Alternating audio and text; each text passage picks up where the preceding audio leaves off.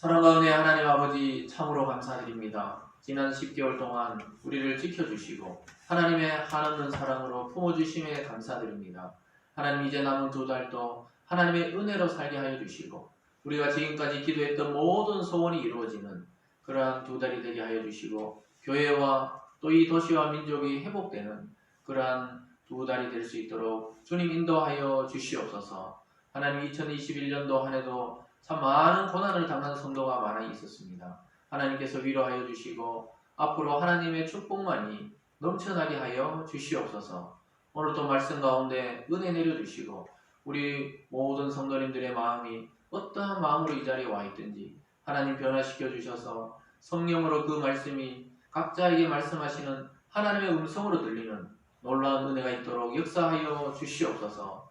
하나님 또한 말씀을 영상으로 듣는 성도들도 있습니다. 그 성도들 가운데도 살아있는 말씀으로 역사하여 주시옵소서. 감사드리며 예수님 이름으로 기도드리옵나이다. 아멘.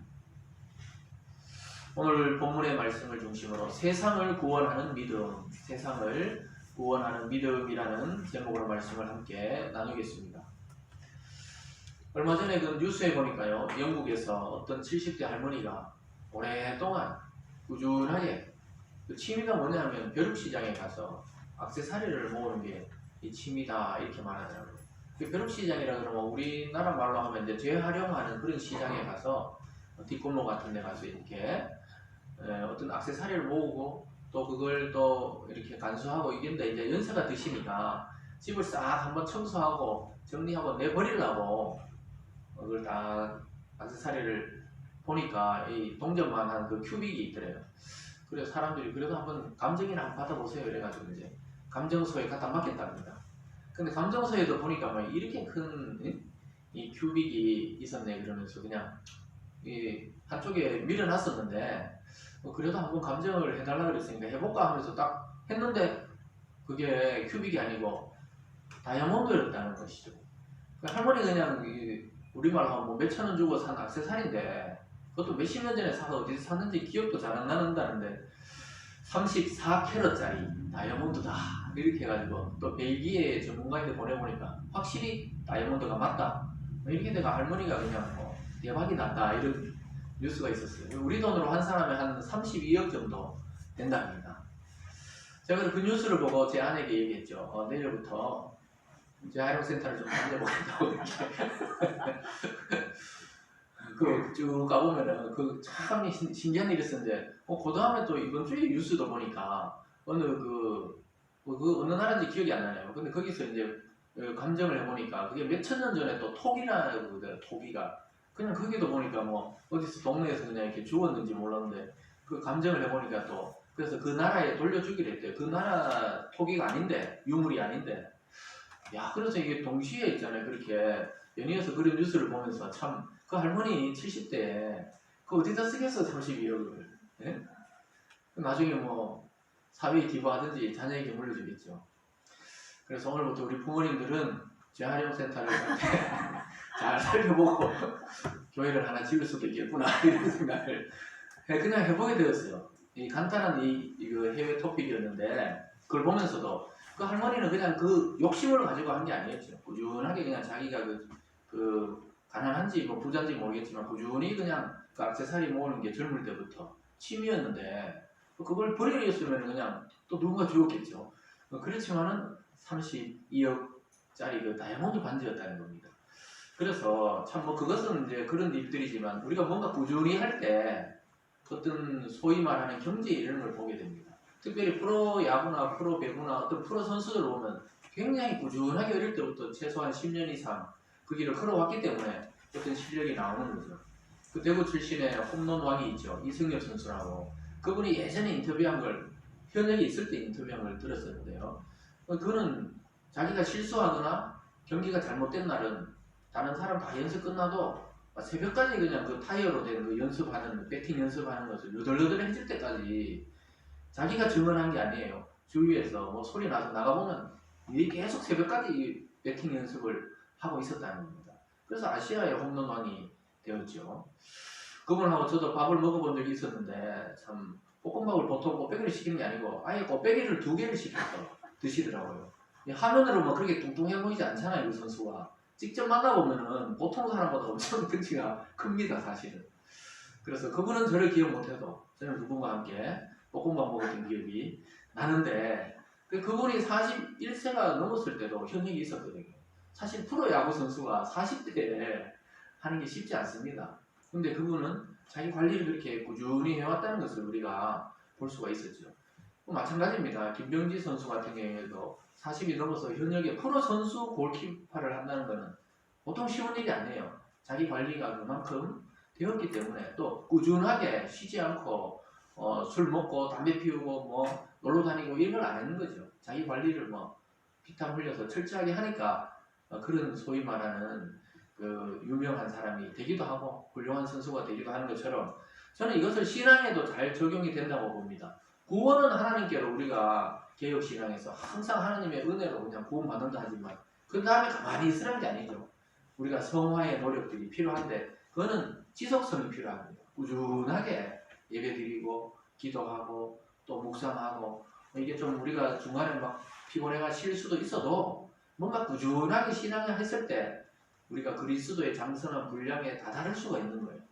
그래서 나중에 뭐 야 너를 보면 주님을 보는 듯하다. 이게 가능한 거예요. 우리가 사도 바울을 보면 주님의 얼굴을 보는 듯하다. 이게 가능한 게 지속성이 있었던 겁니다. 근데 우리가 살펴보는 이 요셉이야말로 저는 믿음의 이 지속성이 있었다고 봅니다. 자기 아버지 밑에 있을 때나 노예에 끌려갔을 때나 죄수로 억울하게 갔을 때나 또 오늘 총리가 되어서 그 일을 감당할 때나 이 믿음에 있어서는 이 변함없이 동일하게 그 색깔을 유지하고 있었다는 것입니다.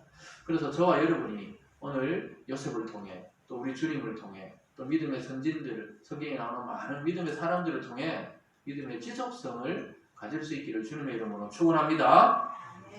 그럴 때 세상을 구원하는 믿음을 가지게 됩니다. 자기가 구원하고 싶어서 한 게 아닌데 그렇게 살다 보니까 나중에 자기 가정과 자기 도시와 자기 민족을 구하는 그 믿음의 사람이 어느 날 되어 있다는 것을 보게 돼요. 처음에 야구 시작할 때 자기가 뭐 아시아 홈런왕이 되겠다 이런 꿈은 있었는지 몰라도 실력은 아마 그만큼 안 됐을 겁니다. 근데 꾸준하게 그 재능을 갖고 닦으니까 그렇게 된 것처럼 믿음의 분량도 성경을 보면 그리스도의 장성한 분량까지 자라난다 이렇게 말씀하고 있습니다. 그래서 저와 여러분이 또 여러분 스스로 가정과 개인과 도시와 민족을 구원하는 믿음의 사람들 다 될 수 있기를 주님의 이름으로 축복합니다. 오늘 첫 번째 보면 변함없는 믿음의 사람 요셉의 모습을 보게 됩니다. 지난 시간에 보니까 막 수직 상승했어요. 엘리베이터 타고 1층에서 121층 그 고층 1층까지 1분 만에 올라간다고 그랬죠. 그런 것처럼 요셉이 옥에 있다가 바로 왕궁으로 이렇게 수직 상승해서 그 신분도 죄수에서 총리가 되는 공식 취임식까지 우리가 살펴보았습니다. 애국에서는 최고의 자리에 오르게 된 것입니다. 그런데 그의 믿음과 신앙은 변함이 없었다는 것. 사람이 갑자기 유명해지고 갑자기 부자가 된다거나 갑자기 어떤 자리에 오르면 자기도 모르게 교만스럽게 되고 또 뭔가 예전에 자기를 괴롭히는 사람을 좀 보복하고 싶고 뭐 이런 생각이 든다고 합니다. 그런데 요셉은 전혀 그런 데 신경 쓰지 않고 바로 자기의 임무가 주어졌을 때 하루도 미루지 않고 바로 그냥 애국 온 땅을 순찰하러 나가는 요셉의 모습을 보게 됩니다. 46절에 보면 이렇게 말씀해요. 요셉이 애국왕 바로 앞에 설 때 30세라 그가 바로 앞을 떠나 애국 온 땅을 순찰하니 이렇게 말하고 있습니다. 여기 순찰한다는 것은 구석구석을 살펴본다는 것입니다. 그 자기에게 총리의 자리가 주어졌을 때 이 애국의 전 지역을 돌아다니 보는 거예요. 여러분 그냥 의자에 앉아 있어서 뭐 서류만 뒤적거리는 거 하고 실제 현장에 가는 거 하고는 엄청나게 차이가 납니다. 그 목회도 그렇더라고요. 맨날 구경하면서 목사님들 설교하는 거 뭐 주일만 나타나서 그냥 한마디 하고 사라지시는구나. 젊을 때는 그렇게 생각하죠. 그리고 뭐 평소에는 뭐 하시는가 이런 생각을 많이 하는데 실제로 또 신학교에서도 막 이론을 배우잖아요. 뭐 조직 신학 배우고 막 또 성경 신학 배우고 성령 신학 배우고 뭐 기독론 배우고 막 엄청나게 뭘 배워요. 3년 동안. 기억이 잘 안 나요. 근데 배울 때는 막 시험 치고 이랬는데도 근데 현장에 나와보면은 또 다르거든요. 이 교회라는 거는 살아있는 생물과 같아요. 근데 우리가 행정이나 어떤 정치도 마찬가지로 하더라고요. 현장에 가보면 또 다른 거예요.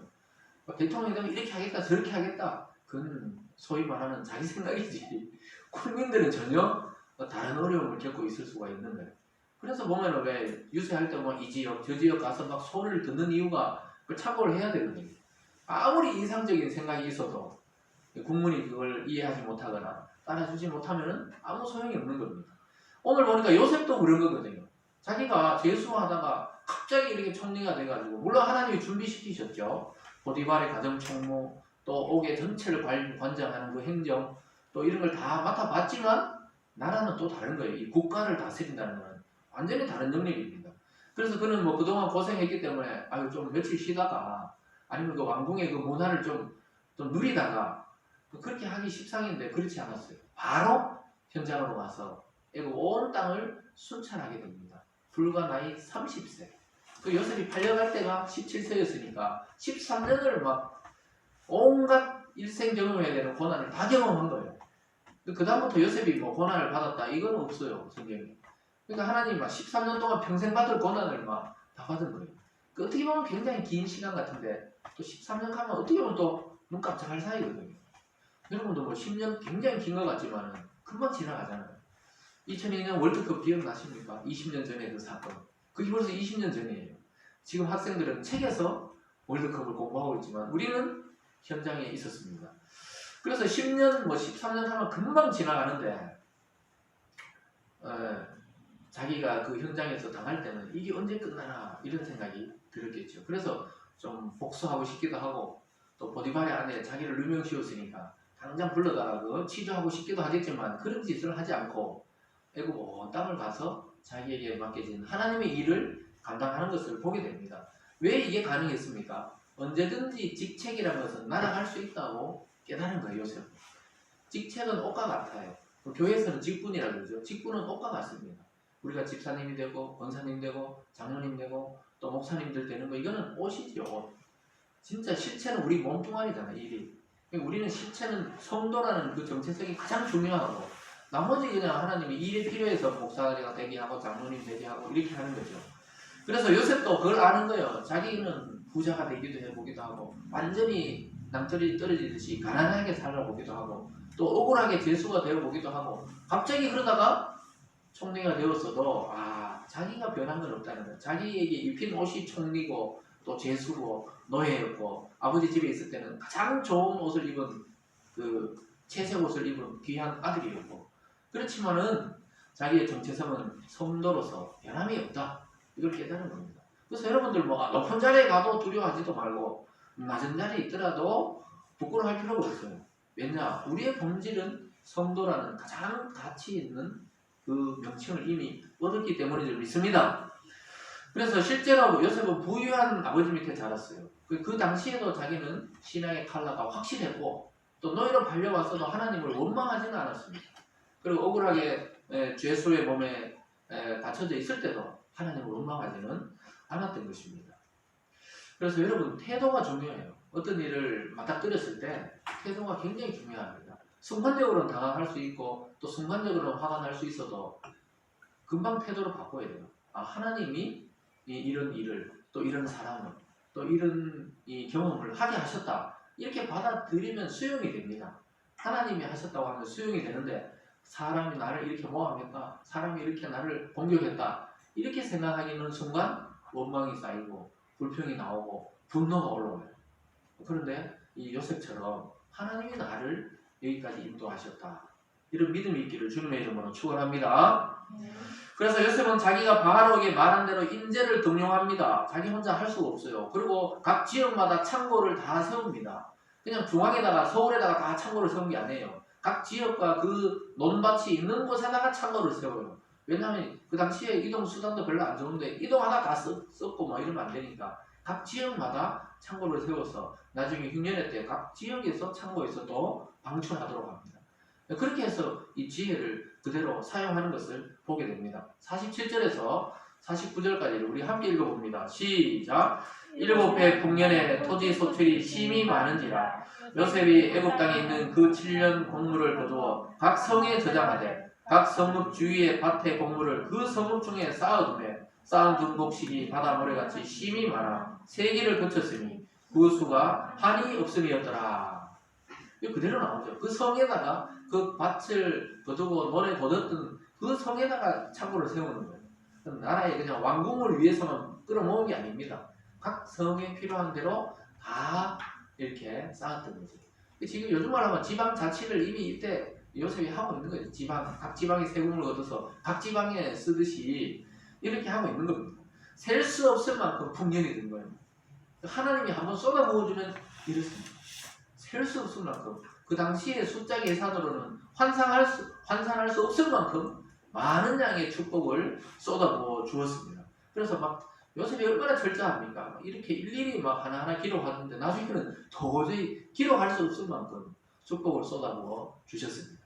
왜냐하면 하나님이 흉년을 대비하기 위해서 준 거죠. 그리고 왕도 요셉에게 맡기길 잘했어요. 여러분 1년 풍년, 2년 풍년, 3년 풍년 막 창고 넘쳐나 보세요. 한 3년쯤 되면은 사람이 해이해진다고. 7년 동안 이렇게 철저하게 창고를 만들고 할 사람이 별로 없어요. 그러니까 요셉은 성실하고 아주 진실하게 그대로 7년 동안 그 행동을 계속 반복합니다. 그래서 요셉은 자기가 말한 대로 대비책을 세우고 또 다가올 흉년을 준비합니다. 근데 요셉조차도 모르는 비밀이 있었어요. 왜냐하면 결국은 나중에 자기 가족들을 구원하게 된다는 걸 모르고 있는 거예요. 지금 열심히 자기가 일을 하고 성실하게 하나님 앞에 최선을 다하는데 나중에 하나님은 가나안에 있던 요셉의 아버지 야곱의 가족들 그들이 또 기근이 들어가지고 굶어 죽지 않도록 준비되고 있다는 것을 요셉도 모르고 있어요. 지금 하나님은 전체 그림을 보면서 이걸 다 지금 가지고 가고 있습니다. 저와 여러분도 오늘은 우리가 어떻게든 이렇게 살 계획이 있지만 앞으로 10년, 20년은 어떻게 될지를 모르잖아요. 근데 하나님은 여러분의 엄마 뱃속에 태속에서부터 여러분 무덤에 들어갈 때 이 일생 전체를 하나님 보고 계시면서 오늘을 살아가게 하는 것입니다. 하나님께는 다 계획이 있는 줄 믿으시기 바랍니다. 그래서 우리가 중요한 건 뭐냐? 이렇게 저런 환경이 오든지 태도가 변하면 안 돼요. 신앙의 색깔이 막 변하면 안 되는 것입니다. 항상 변하지 않는 그 믿음으로 여러분 가족도 살리고 여러분이 속한 사업체나 직장도 살리고 더 나아가서 이 도시와 민족을 살리는 믿음의 사람들 되시기를 바랍니다. 그렇지만은 하나님이 아무리 쓰려고 해도 믿음이 있는 자가 있어야 되거든요. 믿음이 있는 자가 있어야 되는데 요셉은 하나님 마음에 합한 자였어요. 그래서 은혜와 하나님의 때에 따라 일어나는 일들이었지만 요셉도 변함없이 하나님께 충성을 다한 겁니다. 그래서 요셉을 가볍게 볼 수가 없어요. 하나님이 다 하신 일이다 이렇게 말하기 쉽지만 그게 쓰인 요셉은 아주 귀한 인재였고 하나님의 사람이었습니다. 여러분 구원받은 성도가 왜 중요합니까? 여러분의 삶의 현장에서 믿지 않는 사람들 속에 살아가는 그 현장에서 하나님은 여러분을 통해 그 현장을 구원하고 복되게 하기 때문에 믿음의 사람이 있는 것이 중요한 것입니다. 그래서 교회 안에서만이 아닙니다. 여러분 직장과 여러분이 속한 가문과 가족 속에서도 하나님 앞에서 진지하게 살아가야죠. 성도가 아닌 것처럼 숨기고 살아갈 게 아니고 완전한 성도의 모습으로 살아갈 필요가 있습니다. 그래서 우리의 힘만으로는 이것이 불가능해요. 우리는 좀 감추고 싶고 왜냐하면 우리는 예수님처럼 완전하지 않기 때문에 사람들 앞에 좀 감추고 싶어 합니다. 밥 먹을 때도 막 눈 대충 감고 기도하고 그냥 밥 먹고 싶어 하지. 혼자 다 휴게소에 앉아서 막 혼자 밥 먹는데도 막 다 손을 모으고 막 10분 정도 기도하고 이런 사람들이 잘 없다고. 왜요? 괜히 교회 다니는 거 편할까 봐 눈 감고 어떨 때 눈을 뜨고 기도합니다. 맞죠? 어떻게 잘합니까? 저도 어떨 때 그렇거든요. 사람들이 너무 옆에 많으면 막 혼자 길이 하나님이 부끄러워서 그런 게 아니고 또 교회 다닌다고 뭘 하는 거 알겠지? 이런 생각이 들 때가 있었어요. 근데 요즘에는 의도적으로 눈을 감고 기도할 때가 있습니다. 별 기도 내용이 없으면서도 밥을 앞에 놓고 왜 그러냐면은 어떤 사람은 그것이 그 모습을 보고 참 거룩해 보이고 구원의 사인으로 받아들인 경우가 있다고 제가 지난 시간에도 말씀했죠. 여러분 표를 내야 됩니다. 믿는 사람은 믿음의 표를 낼 필요가 있습니다. 그래서 요셉은 그 당시의 관리들 또 나이 30에 이 최고의 총리 자리에 올랐으면 얼마나 시기 질투가 많았겠습니까? 그 당시에 막 고관 대작들이 있었는데 이 어디 히브리 노예가 와가지고 총리가 돼가지고 그런데 전혀 흠 잡히지 않으려고 철저하게 자기 일을 감당하는 것을 보게 됐습니다. 참 요셉이 성실한 사람입니다. 그래서 우리도 그걸 가능하려면 어떻게 됩니까? 성령 안에서 그리스도 안에 있으면 이게 가능해요. 그리스도 밖에 있으면 내 마음대로 하게 되죠. 그리스도 안에서 성령을 통해서 그렇게 살아갈 때 한결같은 믿음을 유지할 수가 있는 것입니다. 요셉은 자기 아들 2명을 낳고 나서도 이름을 히브리식으로 짓습니다. 히브리식으로. 애굽식으로 짓지 않아요. 자기는 비록 왕이 선사한 이름이 있었죠. 사보넷 바네아 하는 구원자라는 그 자기 이름이 있었지만 자기는 애굽으로 안 지고 히브리 이름으로 짓습니다. 그 이름의 신앙 고백이 다 나와요. 그 첫째 아들을 놓고는 하나님이 나의 그 고통과 고난의 세월을 다 씻어주셨다는 감사의 이름으로 므낫세라고 짓습니다. 그리고 둘째를 놓고는 나를 회복시킬 뿐만 아니라 막 번성의 복을 줬다 그래서 번성이라는 이름에 에브라임이라는 이름도 주는 것을 보게 돼요. 이게 전부 신앙의 고백입니다. 우리 교회 다니는 그 청년들이나 나중에 결혼하고 이러면 아이 놓으면 그래도 이 좀 신앙적인 이름을 지으려고 그래요. 지나가다가 하은이 하면 아 교회 다니구나 부모가 대부분 이렇게 생각해요. 하나님의 은혜구나. 이걸 줄임말이에요. 주은이 주님의 은혜구나. 이런 이름이 많아요. 교회가 보면 하은이, 주은이 그런 거 많아요. 그 지은이, 뭐 지아 이게 전부 다 있잖아요. 사실 의미가 있는 이름이거든요. 우리도 이때도 보면은 신앙의 고백을 가지고 짓는 것입니다. 51절과 52절에 가보면요 이렇게 말씀합니다.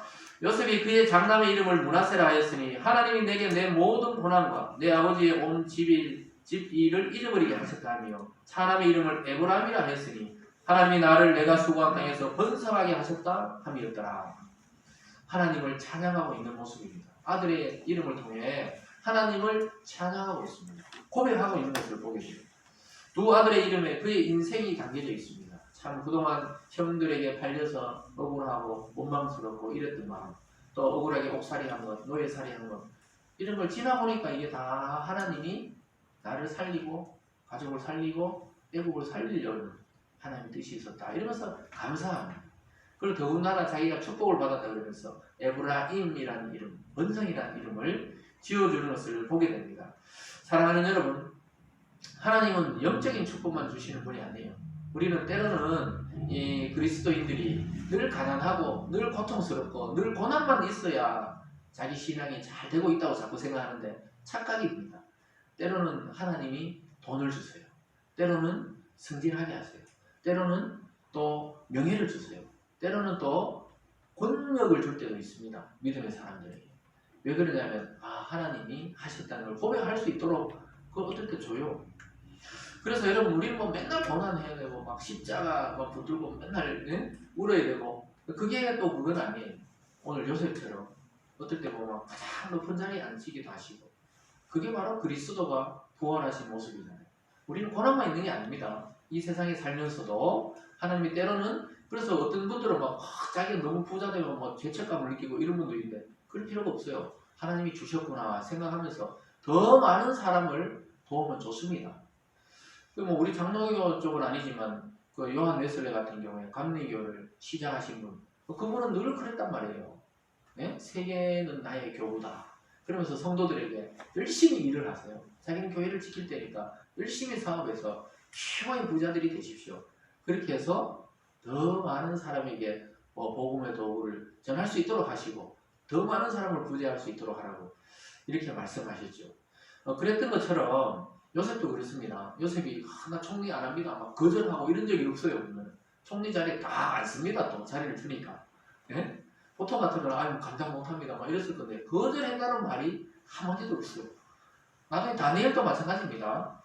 여러분들이 막 하나님 막 돈을 막 쏟아부어 주거든. 감사합니다 하고 받으세요.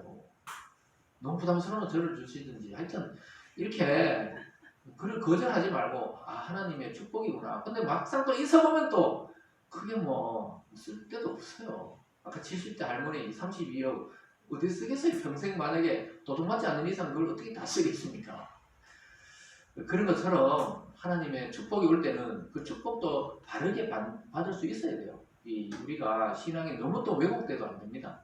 늘 막 찢어지게 가난해야만 신앙이 살아나고 이런 분들도 있어요. 그거 이게 올바른 신앙이 아니에요. 가난해도 하나님을 찬양, 부자 돼도 하나님 찬양, 내가 말단 사원일 때도 하나님 찬양, 내가 최고 CEO가 되어도 하나님 찬양. 이런 믿음의 사람들 다 되시길 주님의 이름으로 축원합니다. 오늘 두 번째로 보면 기근의 때에 애국 전역에는 양식이 있었습니다. 애국 전 지역에 양식이 있었어요. 그렇게 된 이유가 뭡니까? 요셉이 애국 전 지역에다가 창고를 각자 도성에 맞게 세워놨기 때문입니다. 그냥 막 서울로 수도권에만 세워놓은 게 아니고 각자 지역마다 세워놓으니까 각 지역에 다 애국에는 양식이 있었어요. 여러분, 그래서 대표를 잘 뽑아야 됩니다. 우리가 신학적 용어로는 대표성의 원리라 그래요. 아담이 우리 인류의 대표로 타락해버리기 때문에 우리는 태어나면서부터 모두 죄인이다 이렇게 말하듯이 예수님이 우리의 대표이기 때문에 예수님 안에 있으면 우리도 다 하나님의 자녀고 구원받는다. 이게 대표성의 원리입니다. 근데 구약은 철저하게 대표성의 원리예요. 모세 한 사람의 신앙으로 이스라엘이 구원받아요. 여호수아 한 사람의 신앙으로 가나안을 정복합니다. 그리고 나중에 보면 왕정시대 오면은 다윗이 하나님 마음에 합했다 하나님이 이렇게 이야기하면서 다윗을 기준으로 삼아서 다윗처럼 행하면 선한 왕이고 다윗처럼 행하지 않으면 악한 왕이다. 이게 대표성의 원리입니다.